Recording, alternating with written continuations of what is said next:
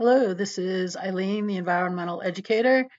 Today we're going to talk about this article that I ran across here on Environmental News Network. It was on January 20th, 2022. Bubbles of methane rising from seafloor in Puget Sound. And, methane, just to let you know, it's it's a greenhouse gas, and greenhouse gases, we need greenhouse gases. Greenhouse gases in the troposphere, the first layer of Earth's atmosphere, creates what is called Earth's greenhouse effect because they trap the warmth of the sun's rays and they make Earth livable. Without the troposphere and these greenhouse gases, Earth would be a frozen planet. So we need these gases. We just, the more there are, the more heat they're going to trap. The less there is, less heat they'll trap. So, our lives today are dependent upon the the stability of, the percentage of greenhouse gases that we've been accustomed to, because when you really alter with it, a lot of things can happen. Earth is its own living entity.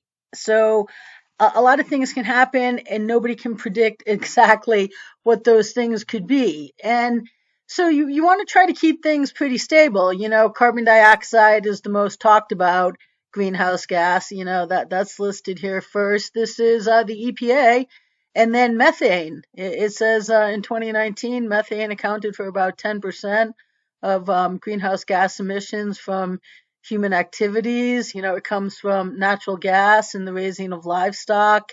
It comes from landfills and wetlands and rice paddies. And, there's ways that it's emitted, and its lifetime is much shorter than carbon dioxide, but methane is more efficient at trapping radiation than carbon dioxide.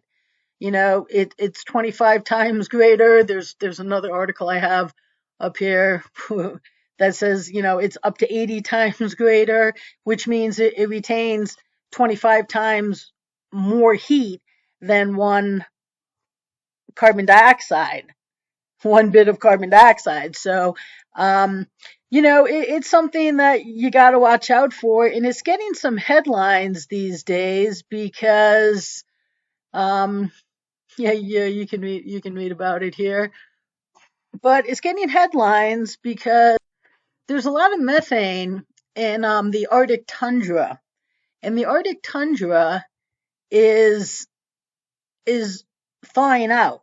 It used to be just frozen year round and it's thawing out. And now methane explosions are happening. This right here, I believe, is a hole that's 140 feet deep. Yeah, oh, it's in one of these articles here that, yeah, it's 140 feet deep. And this is emitting a huge amount of methane. So, and this has been going on for, when is this article? This article is 2021. We have another one here from back to 2011. This is about methane plumes in the Arctic Ocean as sea ice retreats. And that's like in the Puget Sound. And right here, here's a National Geographic. This is September 23rd, 2020. Colossal crater found in Siberia. And here's another one from Discover magazine. Massive craters in Siberia are exploding into existence. Climate change is a likely culprit. And but scientists are still determining the reason for the frozen tundra's carnivorous phenomena. And yeah, look at that massive hole. And these are all over the Arctic. Well, not all over, but but they're in a lot of places. And they're down here in Texas in oil and gas fields too. and that's December 13th, 2021. So that's just recently, and they're just appearing everywhere. Or well, they're appearing in the Arctic. These other places, they've maybe been around and they just haven't been noticed. Like right here with well, Arctic methane emissions. This is when they've increased. So I just enlarged that. This is 1938 to 2020, and this is 38. This is 2000, and in the Arctic, methane emissions just keep increasing. So this is getting a lot of talk these days. Actually, even in the latest global conference they just had, COP26 maybe, they came out with some agreement or talked about making in the future some agreement about, getting concerned about methane emissions, because the fact that they're increasing means that they could really start warming up Earth's temperature, whether, the independent media doesn't, global warming is not real. They don't know. You know what? I don't know. And why don't we just play it safe? I mean, I don't know how you're going to um, stop methane plumes from thawing Arctic permafrost, because the Arctic is warming and permafrost is thawing, and it's going to happen. But here, they talk about the bubbles they found coming up from the seafloor in Puget Sound, which is right off of Seattle. And it says here that they're especially pronounced at Alki Point in West Seattle, near the ferry terminal in Kingston. And they say that there's methane plumes all over Puget Sound, single plumes all over the place, but big clusters of plumes are at Kingston and Alki Point. And they have a little, oh, it says go to the University of Washington page here, and they have a map here, and this is Puget Sound, that's Seattle, and here's Kingston, here's Alki right here. Look at all the plumes there. Yeah, there's definitely a lot. Then they get a little bit scattered up here near Everett and southern Whidbey Island.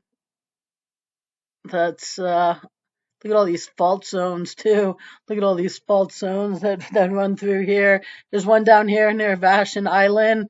I don't know if any of you know Vashon Island, but it's famous for one thing really, for having a bike in a tree.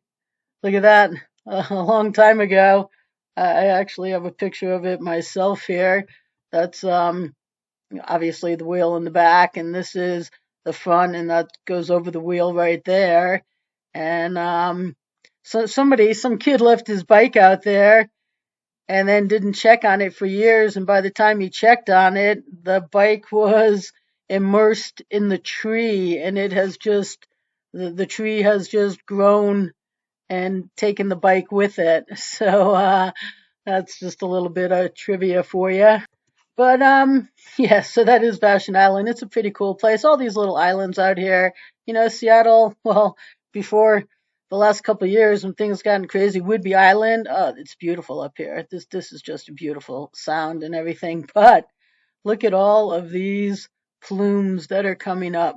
And outside of the fact that they're emitting greenhouse gases, when these bubble up to the surface, some people even wonder if methane plumes are part of the mystery of the Bermuda Triangle.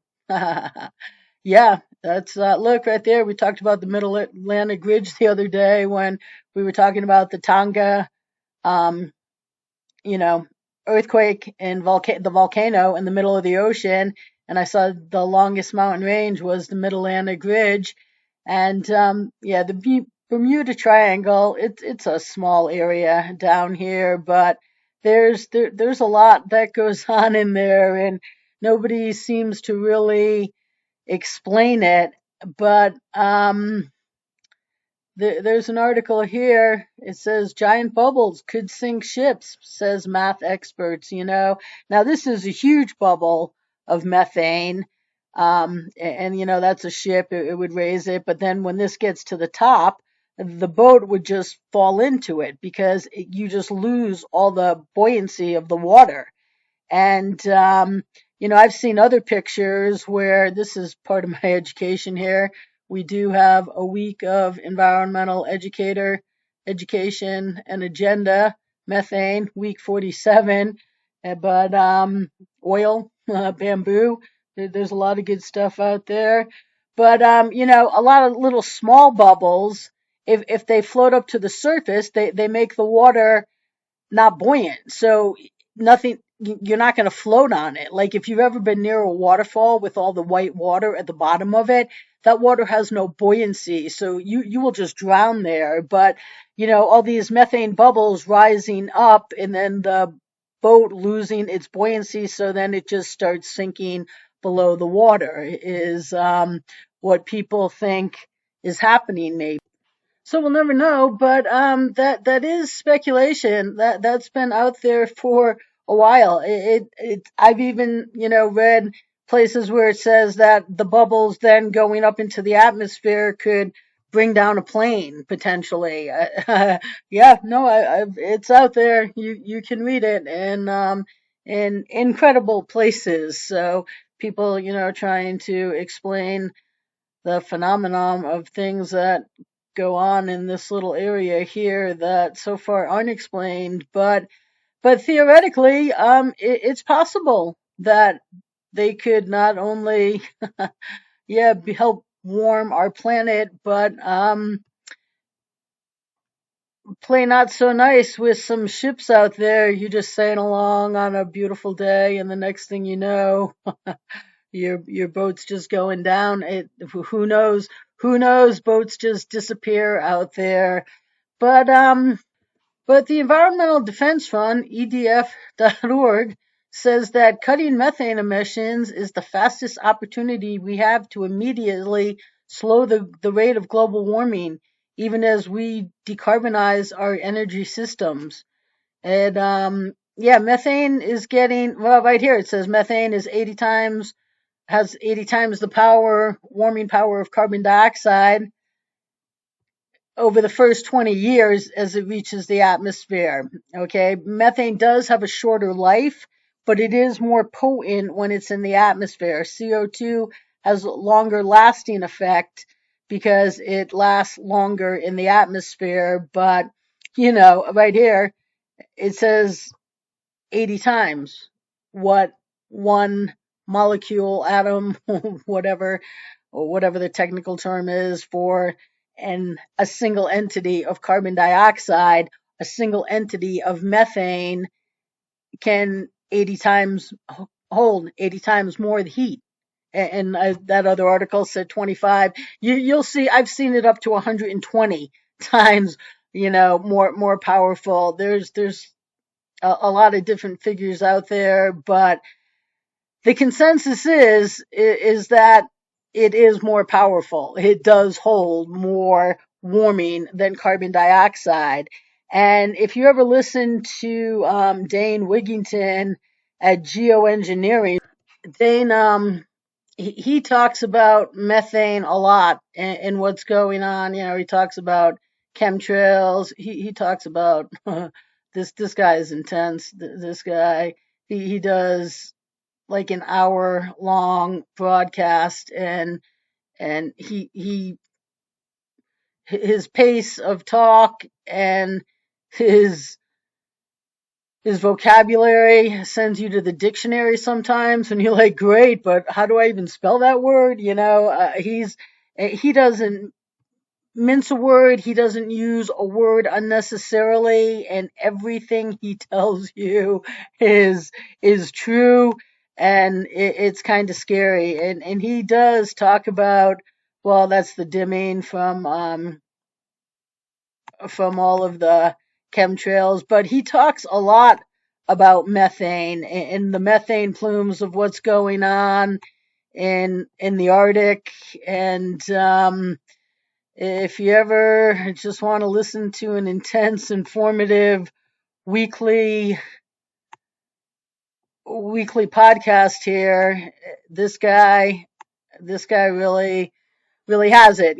He's out there calling for solutions. Oh my God, we have to do everything that we possibly can to try to, stave off, push back, prevent for as long as we can. Maybe we can turn things around, but so far I can't get him to use his voice to actually give the solutions that would give us a chance, some press. But he talks a lot about methane out there, and this is just an intense guy, smart guy, but whew, whew, he, his broadcasts are intense. But this is methane, and it's making news these days, and it's a powerful greenhouse gas, and it's coming up in wetlands, and it's coming up in bodies of waters, and it's coming up on Texas oil and gas fields. So methane, it's the best thing you can do to try to help reduce your contributions to this methane increase in emissions or release of the gas into the atmosphere is to, that they do say the cows release it, and I'm not asking you to not eat beef, but maybe just a little less of it. It's just be responsible. I'm not somebody that's, oh no, you have to give it up. Oh my God, it's so bad. No, but we do have to live responsibly. And the best thing you can do, if now the concern really is about all of the thawing in the, where they say the ground is literally exploding due to climate change and it's going to get worse, is to, you know, think about your CO2 emissions, and reducing them is super easy. Turn off 40% of unused electricity. Right there, 40% reduction right there. Use reusable things and drive your car more responsibly. Get a better mileage card. There's a lot of things you can do. But the first thing you got to do is even be aware that these are headlines these days. And the thing about all these greenhouse gases is they're invisible. So nobody cares. It's kind of like nuclear radiation. It's invisible. What? Huh? I don't see it. What? I mean, if greenhouse gases were soot and all the smog that people took care of because they could see it, maybe we would have taken control of this situation a while ago.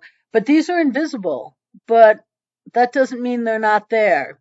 And the Arctic is becoming a big concern right now because with global warming, the tundra is thawing out. And this is only going to keep happening and increasing in the amount of times it happens. And so this is just something to let you know that carbon dioxide isn't your only greenhouse gas concern out there. Methane is definitely on the list too. And it's making headlines these days. So have a good day, people, and stay tuned.